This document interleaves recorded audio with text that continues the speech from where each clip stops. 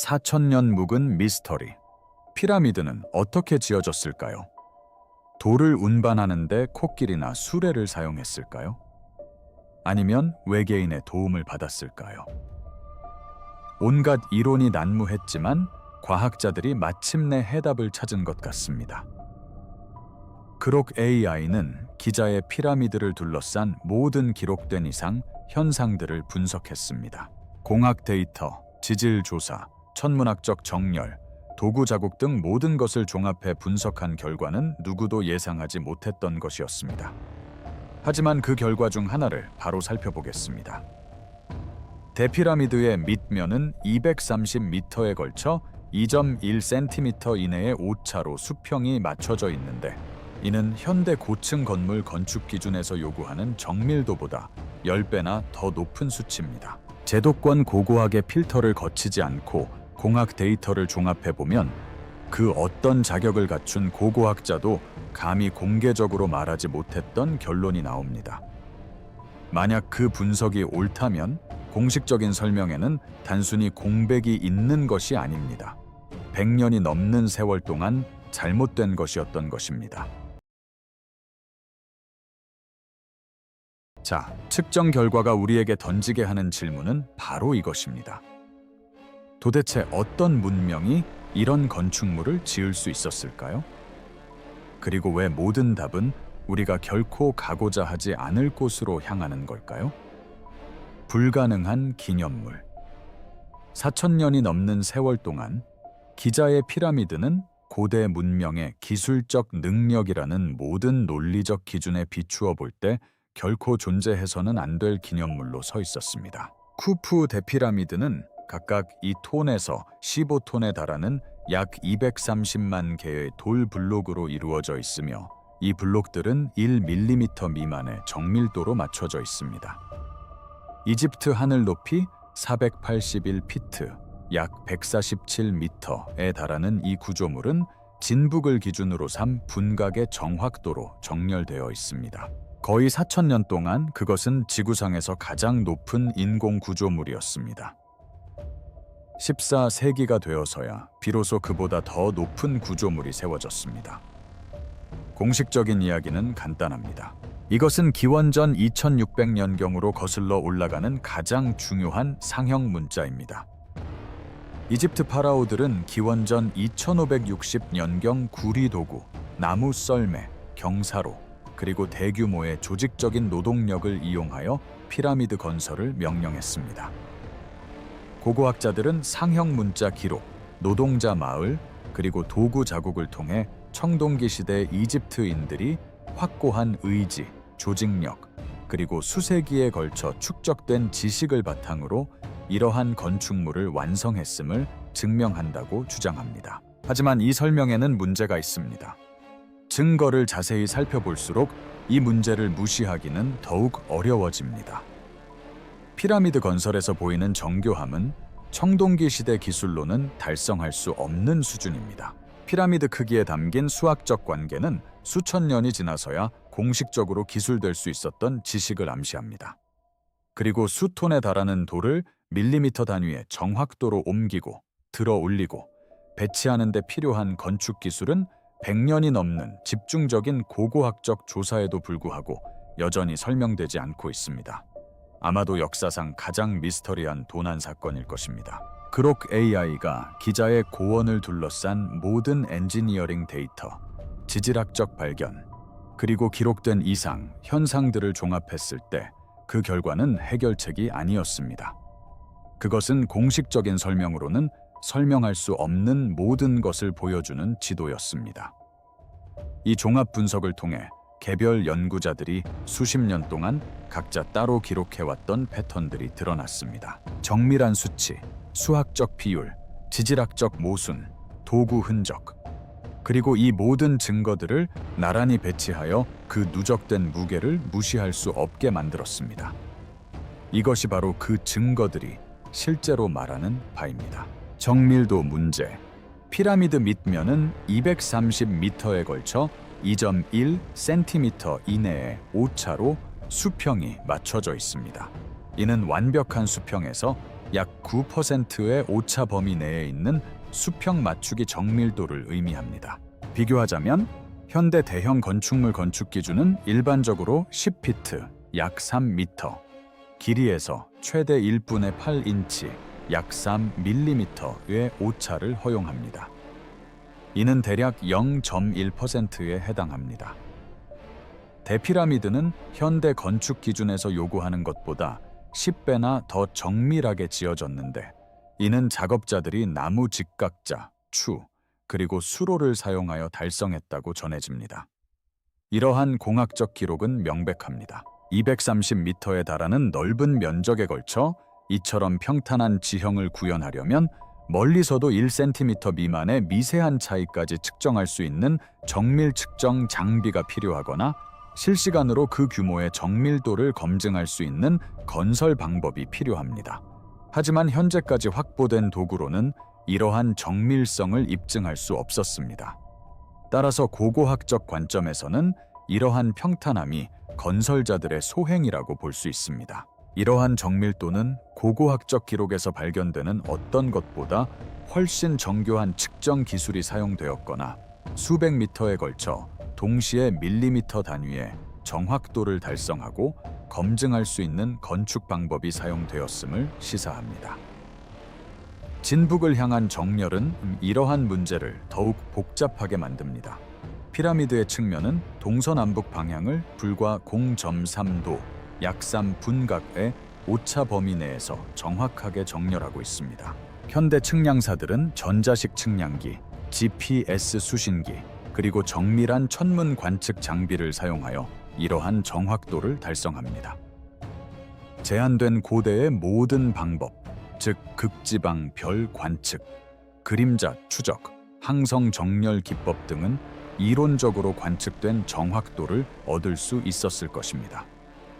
그러나 그렇게 하려면 지속적인 천문 관측, 복잡한 각도 계산, 그리고 청동기 시대의 기술력으로는 도저히 불가능해 보이는 정밀한 보정 작업이 필요했을 것입니다. 더욱 이상한 점은 정렬 정밀도가 알려진 고대 목적에 필요한 수준을 훨씬 뛰어넘는다는 것입니다.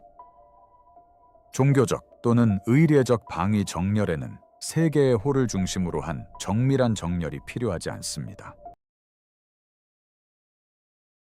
항해 목적상 정밀도가 요구되는 것은 아닙니다.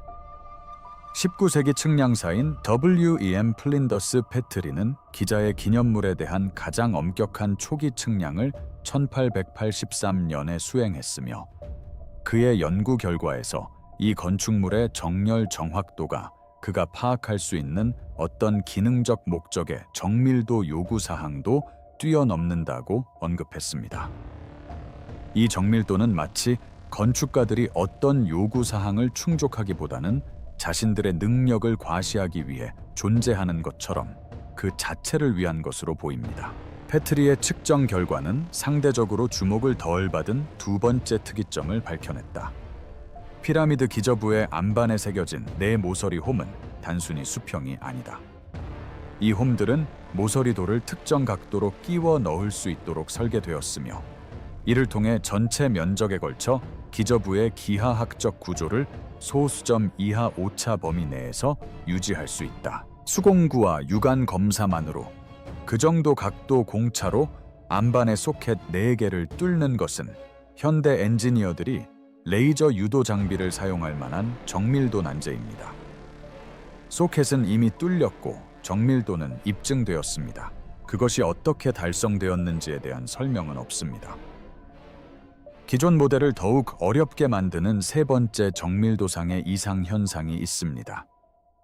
대피라미드의 네 밑면은 각각 약 230m에 달하는 길이에서 최대 4.4cm의 차이를 보이며, 이는 0.02% 미만의 오차 범위에 해당합니다. 독립적으로 건설된 네 면에 걸쳐 그 정도의 치수 일관성을 확보하려면 정밀한 측정 도구뿐만 아니라 수년간의 건설 과정 동안 유지된 공통 기준점에 대해 네 면 모두를 상호 참조할 수 있는 방법이 필요합니다. 수많은 작업자, 썰매, 그리고 흩어진 돌로 뒤덮인 현장에서 청동기 시대의 측정 도구를 사용하여 1cm 미만의 기준점을 안정적으로 유지하는 비결은 그 어떤 건설 과정 재구성에서도 설명되지 않았습니다. 돌에 새겨진 수학적 원리. 이집트 대피라미드의 둘레와 높이의 비율은 0.05% 오차 범위 내에서 원주율 파이의 이 파이 값에 매우 근접합니다.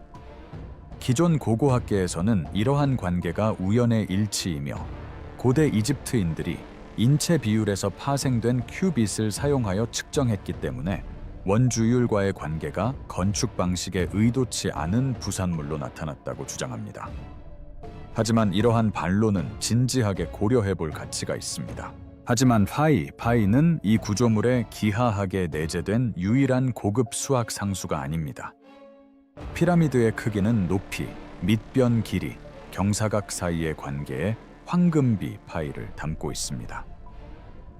황금비는 피라미드가 건설되었다고 추정되는 시기로부터 2000년이 넘게 지난 후에야 그리스 학자들에 의해 수학 문헌에 공식적으로 기술되었습니다. 귤기 관계를 넘어 파이는 구조 내에서 적어도 7개의 독립적인 차원 비율로 나타납니다. 시행착오를 통해 만들어졌다고 여겨지는 구조에서 동일한 무리수가 7번이나 독립적으로 나타난다는 것은 우연의 일치라는 설명이 반복될수록 더욱 설득력을 얻게 된다는 것을 의미합니다. 43, 200이라는 수치는 기록상 가장 눈에 띄는 구체적인 주장입니다. 피라미드의 높이의 43, 200을 곱하면 지구의 극반지름과 거의 일치하며 피라미드 밑변의 둘레의 43, 200을 곱하면 지구의 적도 둘레와 같은 오차 범위 내에서 거의 일치합니다. 43, 200이라는 숫자는 정확히 12시간의 초수와 같습니다. 극축과 적도대에 대한 이 두 가지 관계는 동일한 구조에 동일한 곱셈 계수를 사용하여 암호화되어 있는데 이 계수는 지구 자전 주기의 정확한 분할값입니다. 존 앤서니 웨스트와 그레이엄 핸콕을 비롯한 연구자들은 이러한 관계를 연구 논문에서 입증했으며 하나의 구조에 이 두 관계가 동시에 존재하는 것은 우연의 일치라고 보기 어렵다고 주장했습니다. 그 결론이 받아들여지든 그렇지 않든 측정값 자체는 논쟁의 여지가 없습니다. 논쟁의 핵심은 그 측정값이 갖는 함의입니다. 만약 이러한 관계가 의도적인 것이라면, 즉 대피라미드를 설계한 사람이 지구의 극반지름, 적도 둘레, 그리고 지구 자전 주기를 초단위로 알고 있었다면 그들은 수학적 발전의 일반적인 흐름과는 전혀 다른 지구에 대한 과학적 이해를 갖고 있었던 것입니다. 이어지는 질문은 불편합니다. 그 지식은 어디에서 왔으며 왜 읽을 수 있는 글이 아닌 돌에 새겨 넣었을까요? 제시된 답변 중 하나이자 증거가 배제하지 않는 것은 글은 태울 수 있지만 돌은 태울 수 없다는 점입니다. 수천 년을 견뎌낼 기념비는 그것이 서 있는 행성의 정확한 크기를 암호화하고 있는데, 이는 인류 건축 역사상 가장 정교한 우연의 일치이거나 아니면 어떤 메시지일 것이다. 누가 왜 그것을 보냈는지는 공식적인 설명으로는 답할 수 없는 질문으로 남아있다. 건축 자체가 불가능한 일이다. 한때 대피라미드 전체 외벽을 덮었던 외장석들은 평균 0.5mm도 안 되는 간격으로 정교하게 맞춰져 있었습니다. 이 돌들은 눈에 띄지 않게 내부에 채워진 돌이 아닙니다.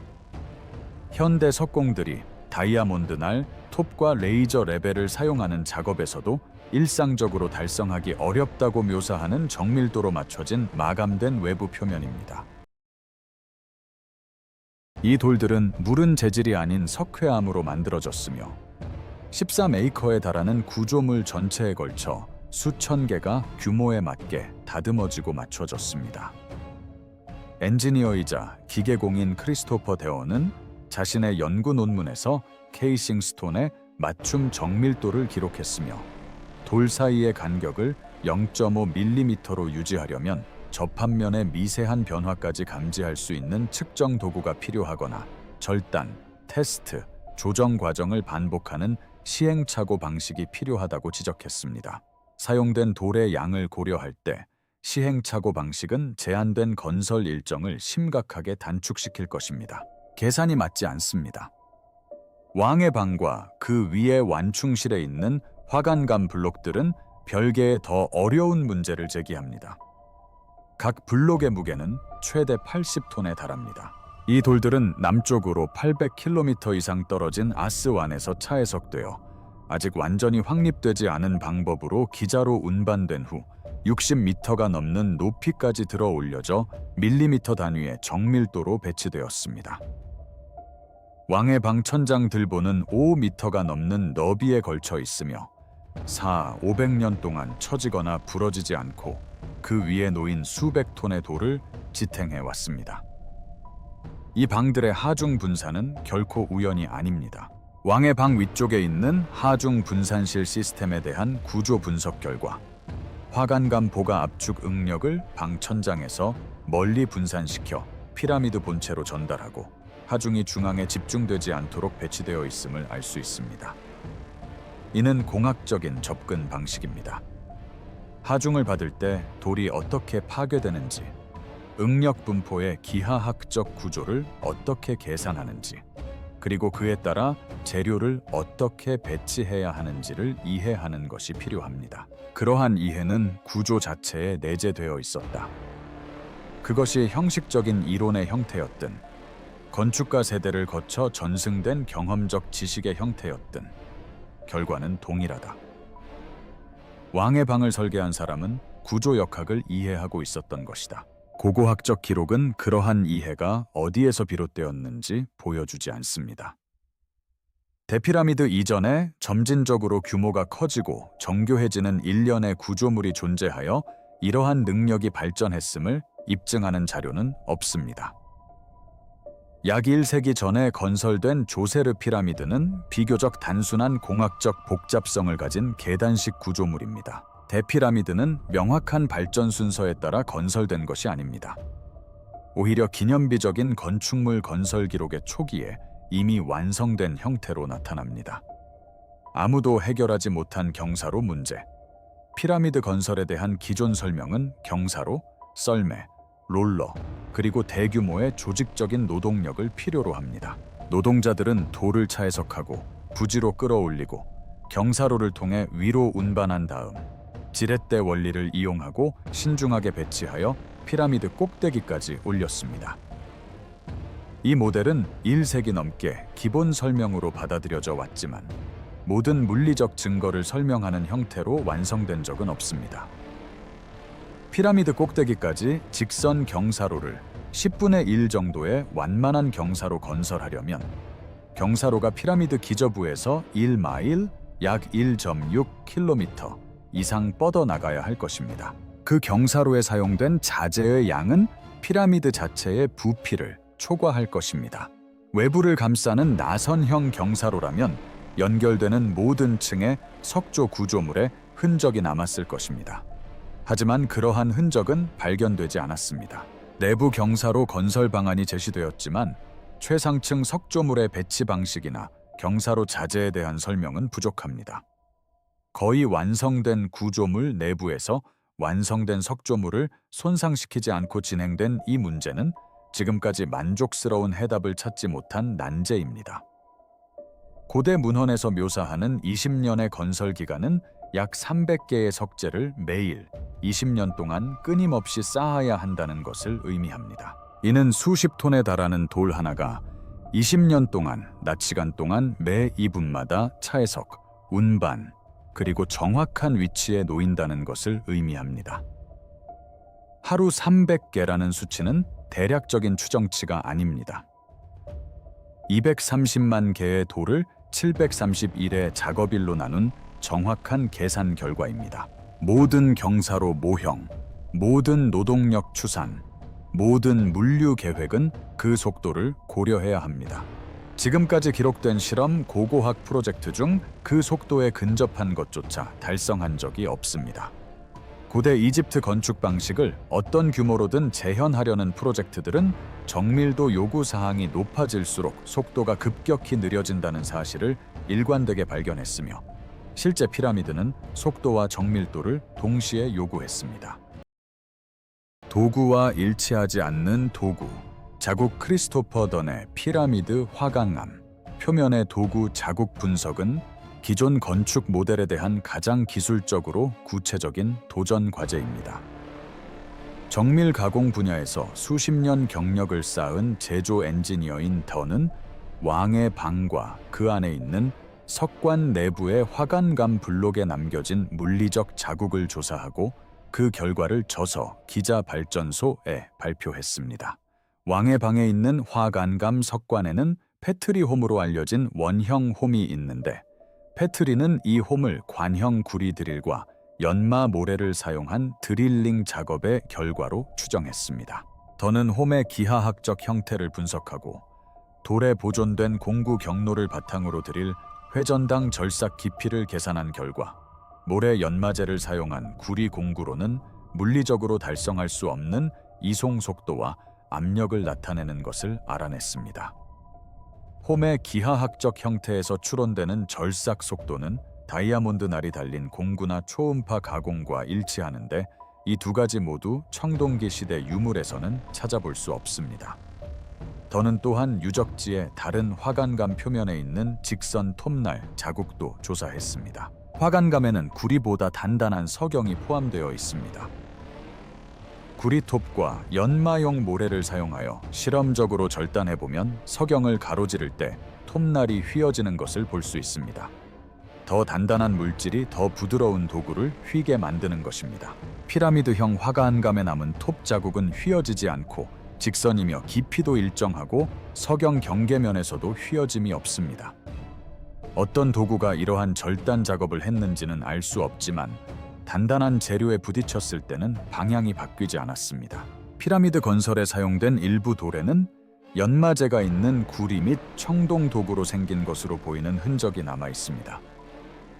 기존 고고학적 방법이 완전히 틀린 것은 아니지만 내부 방의 화관감 표면에는 제한된 도구 목록으로는 설명할 수 없는 도구 흔적이 나타납니다. 두 종류의 흔적이 동일한 구조물 내에서 모두 발견됩니다. 기존의 설명은 한 가지 이유는 설명하지만 다른 한 가지 이유는 설명하지 못합니다. 이집트보다 오래된 기념물. 지질학자 로버트 쇼크는 1990년대 초 스핑크스와 그 주변 울타리의 풍화 패턴을 조사하면서 고고학계가 그 이후로 계속해서 설명하려 애써온 현상을 발견했습니다. 스핑크스 주변 벽면에는 깊은 수직 풍화 홈이 보이는데, 이는 장기간에 걸쳐 폭우가 수직 표면을 따라 흘러내리면서 생긴 침식 패턴입니다. 동일한 수직 홈이 스핑크스 몸체에도 나타납니다. 이는 풍식 작용이 아닙니다. 수천 년 동안 기자의 주요 기후 요인이었던 바람과 모래 침식은 수평적인 침식과 표면의 함모를 초래합니다. 스핑크스 담장 벽의 수직 홈은 바람이 아닌 강수에 의해 형성된 것입니다.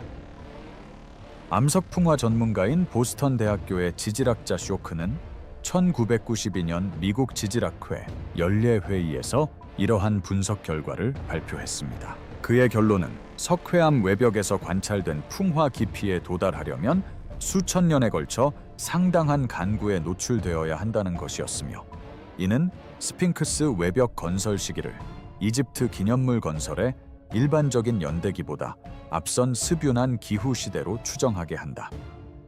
쇼흐는 풍화 증거만을 근거로 스핑크스 건설 시기를 기원전 7000년에서 9000년 사이로 추정했다. 이에 대한 기존의 반응은 풍화 패턴이 드문 홍수 사건, 지하수 또는 연약한 석회암층에 작용하는 바람에 의해 설명될 수 있다는 것이었다. 쇼흐는 후속 저서에서 각각의 반론에 대해 해명했습니다. 홍수 설명은 이집트의 어떤 지질학적 또는 역사적 기록에도 나타나지 않는 규모의 홍수를 전제로 합니다. 지하수 설명은 물 위에 있는 성벽 상부에서 나타나는 동일한 풍화 패턴을 설명하지 못합니다. 표. 연질 석회암이라는 반론은 타당하지 않다. 기자의 고원 전체에 동일한 연질 석회암이 존재하며 같은 재료로 지어진 왕조시대 건축물들은 스핑크스 주변에서 보이는 수직수로가 아닌 수평 풍식 흔적을 보여주기 때문이다. 만약 쇼흐의 주장이 맞다면 스핑크스는 기존의 연대 측정 방식보다 대략 2배 정도 오래된 것이다. 스핑크스는 이집트 왕조가 정치적, 문화적 실체로서 존재하기 이전에 조각되었습니다. 만약 스핑크스가 그 정도로 오래되었다면 기자의 고원은 인근 비문에 이름이 새겨진 인물들보다 수천 년 전에 이미 정교한 기념비적 건축물이 세워진 곳이었을 것입니다. 그렇다면 옆에 있는 피라미드들은 어떨까요? 실제 분석 결과는 무엇일까요? 순서대로 나열된 기록된 이상, 현상들은 기존의 연대기에 끼워 맞추기 어려운 그림을 보여줍니다. 1883년 페트리의 측량은 현대 건축 기준에서 요구하는 정밀도보다 10배나 더 정밀한 기초, 레벨링 정확도를 보여주었습니다. 소켓 기하학은 청동기 시대 건축에서 유래를 찾아볼 수 없는 독창적인 방식입니다. 페트리가 측정한 진북과의 정렬 또한 알려진 어떤 종교적, 의례적, 항해 목적의 정밀도 요구 사항을 뛰어넘습니다. 이러한 수학적 관계는 리비오 카툴로, 스타키니와 이후 존 앤서니 웨스트를 비롯한 연구자들에 의해 입증되었습니다. 둘레와 높이 비율의 파이, 경사 기하학의 파이, 지구의 극방령과 적도 둘레는 43, 200이라는 곱셈 계수를 통해 암호화되어 있습니다. 각각은 다른 어떤 청동기 시대 유물에서도 찾아볼 수 없는 지식을 나타냅니다. 이러한 요소들이 하나의 구조물에 동시에 존재하는 것은 단순한 우연의 일치로 설명하기 어렵습니다. 크리스토퍼 던의 공구 흔적 분석은 기계 가공 및 엔지니어링 문헌에 게재되어 동료 평가를 거쳤으며 제한된 청동기 시대 공구 목록으로는 물리적으로 만들어낼 수 없는 화관감의 절삭 흔적을 밝혀냈습니다. 로버트 쇼크의 지질학적 분석은 전문 지질학자들 앞에서 발표되고 옹호되었으며 스핑크스 유적지가 이집트 왕조 시대 이전의 기후대에 위치했음을 시사합니다. 이 모든 것은 결코 근거 없는 추측이 아닙니다. 이것들은 문서화된 측정 결과, 발표된 연구 결과, 그리고 각 분야의 자격을 갖춘 연구자들이 수행한 전문적인 분석 자료입니다. 이러한 연구 결과들을 종합한다고 해서 피라미드의 비밀이 완전히 풀리는 것은 아닙니다. 다만 증거가 보여주는 것과 공식적인 설명 사이의 간극, 즉 그 차이가 얼마나 큰지를 명확히 보여주는 것입니다. 그 격차는 기존 고고학이 인정하려 하지 않았던 것보다 훨씬 크다. 4가지 가능성이 있는데 증거는 첫 번째 가능성을 시사한다. 첫 번째 가능성은 고대 이집트의 고도의 기술이다. 고대 이집트 왕조인들은 고고학적 유물에서 발견되는 구리끌이나 청동톱보다 훨씬 정교한 건축 도구를 보유하고 있었습니다. 이러한 도구들은 왕실 사업에만 사용되었거나 현재 남아있지 않은 재료로 만들어졌거나 사용이 끝난 후 의도적으로 유통에서 제외되었을 가능성이 있습니다. 이는 사라진 문명을 가정하지 않고도 이러한 불일치를 설명할 수 있습니다. 하지만 이는 고대 이집트 기술에 대한 우리의 모델이 근본적으로, 그리고 특히 피라미드 증거가 가장 이해하기 어려운 부분에서 불완전하다는 점을 인정해야 한다는 것을 의미합니다. 두 번째 가능성은 선왕조 문명으로부터 계승된 지식입니다. 피라미드는 이집트 왕조 시대에 건설되었는데 당시 이집트인들은 아프리카 스뷸기에 번성했던 초기 문명의 지식과 어쩌면 부분적으로 건설된 유적들을 물려받았을 가능성도 있습니다. 이 초기 문명은 사하라 사막이 초원이었고 북아프리카가 오늘날 사막보다 훨씬 더 많은 인구를 부양할 수 있었던 시기였습니다. 이 초기 문명은 이집트 왕조 시대가 완전히 재현할 수 없었던 기술적, 수학적 정교함을 달성했을 가능성이 있으며 후대 파라오들이 완성하고 자신들의 것이라고 주장했던 기념물들을 건설했을 것입니다. 이는 가장 오래된 건축물에서 최고의 정밀도가 나타나는 이유와 이후 수세기에 걸쳐 이집트의 공학 기술이 뚜렷한 발전 추세를 보이지 않는 이유를 설명해 줍니다. 세 번째 가능성은 대재앙 이전의 세계적인 문명입니다. 피라미드는 마지막 빙하기가 끝나기 이전에 존재했던 세계적으로 고도로 발달한 문명에 의해 건설되었을 수 있습니다. 이 문명은 남아메리카, 아시아, 태평양 지역을 포함한 여러 대륙에 걸쳐 기자의 피라미드와 수학적, 기하학적 특징을 공유하는 유적들을 남겼습니다. 기원전 10,800년경에 발생한 영거 드라이아스 충돌 사건은 급격한 빙하 해빙, 광범위한 화재, 그리고 동물 멸종과 연관되어 있으며 이 문명을 파괴했을 가능성이 있습니다. 해성 연구 그룹을 비롯한 연구진들은 이 사건을 그 사건과 연관 짓고 있습니다. 생존자들은 단편적인 지식들을 가지고 빙하기 이후 새롭게 등장하는 문화에 영향을 미쳤습니다. 이 모델은 수학적 정교함과 풍화작용의 이상현상을 설명하지만 인류 역사의 중요한 한 장이 기록에서 지워졌다는 사실을 받아들여야 합니다. 네 번째 가능성은 인간의 개입이 아닌 비인간적인 개입입니다. 이는 가장 논란이 많고 증거가 가장 부족한 가능성입니다. 네 가지 선택지가 있습니다. 이러한 이유로 이 부분은 여기서 가장 논의가 적은 주제입니다. 현존하는 증거는 처음 세 가지 가능성 중 하나로 가장 간결하게 설명됩니다. 그리고 비인간적 행위자를 언급하는 것은 데이터가 필요로 하지 않는 가정을 추가하는 것입니다. 돌들이 우리에게 말해주는 것. 피라미드는 청동기 시대의 기술력을 뛰어넘는 정밀함을 보여줍니다. 또한 수학적 원리가 발견되었다고 여겨지는 시기보다 수천 년 앞선 수학을 담고 있습니다. 이 유적들은 기존에 받아들여지는 연대기와 일치하지 않는 풍화 패턴을 보이며 건축자들이 사용했다고 전해지는 도구와 일치하지 않는 도구 자국을 지니고 있습니다. 또한 이집트 기념비 건축 기록의 맨 초기에 나타납니다. 이는 긴 발달 과정의 정점이 아니라 출발점입니다. 이러한 이상 현상 중 어느 하나라도 단독으로 존재한다면 무시될 수 있습니다. 측정 오류, 우연의 일치 또는 특이한 보존 상태일 수 있습니다. 뛰어난 안목을 지닌 숙련된 장인. 예외적인 현상은 언제나 설명될 수 있다. 하지만 패트리의 정밀한 데이터, 수학적 부호화, 쇼크의 풍화 지질학, 그리고 대원의 도구 흔적 분석은 단순한 예외가 아니다. 이는 서로 다른 네 분야의 연구자들이 제시한 네 가지 독립적인 증거입니다. 모두 공식 설명의 허점을 가리키고 있습니다. 오늘 대피라미드 기슭에 서 보십시오. 기단부 근처에 남아있는 외장석들을 살펴보세요. 두 돌 사이의 이음매를 손으로 만져보면 0.5mm도 차이 안 되는 틈이 보일 겁니다. 그리고 4,500년이 지난 지금도 건축가들이 의도했던 기하학적 형태에서 눈에 띄게 침하되거나 변형되지 않은 481피트 높이의 구조물을 올려다보세요. 당신이 서 있는 바로 그 모퉁이를 보세요. 그 모퉁이가 진북과 3분각 이내에 오차로 정렬되어 있다는 것을 아십시오. 그리고 그 누구도 통제된 실험 조건에서 건축가들이 사용했다고 전해지는 도구들로 어떻게 그러한 정렬을 이루어냈는지 증명해낸 적이 없습니다.